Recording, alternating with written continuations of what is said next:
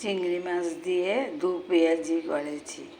দেখো, চিংড়ি মাছটি ভালো করে কেটে ধুয়ে নুন হলুদ দিয়ে মেখে আমি ভাজা করে নিয়েছি। পেঁয়াজ ঠুমো ঠুমো করে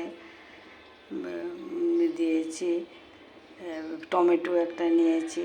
যে কড়াইতে তেল, শুকনো লঙ্কা, তেজপাতা, গোটা জিরা, লং, এলাচি, দারচিনি দিয়ে ভাজা ভাজা হয়েছে। হলুদ, জিরার গুঁড়ো, ধনের গুঁড়ো, আদা বাটা, লঙ্কা বাটা, রসুন বাটা, কাশ্মীরের লঙ্কা রঙের জন্য, হলুদ আর লবণ তো কমনই। মশলাটা ভালো করে কষে চিংড়ি মাছটা দিয়ে দিলাম। দিয়ে ফোড়নের সঙ্গে মিশিয়ে ভালো করে আমি গরম জল করে, উষ্ণ গরম জল অল্প করে ঢেলে দিলাম। ফোড়নের মধ্যে টক দই দিয়েছি।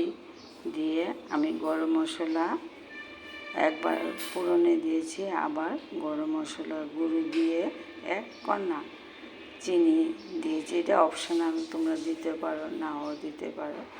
এইভাবে চিংড়ি মাছের দু পেঁয়াজিটা করেছি। বন্ধুরা, কীরকম হয়েছে দেখতে আমাকে কমেন্ট করে বলবে। তোমরা সবসময় আমার পাশে আছো, থাকবে, ভালো থাকো, সুস্থ থাকো, এটা আমার তোমাদের কাছে অনুরোধ রইল।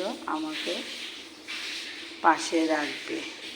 ভালো থাকো, সুস্থ থাকো। এখানে শেষ করেছি চিংড়ি মাছের দু পেঁয়াজি।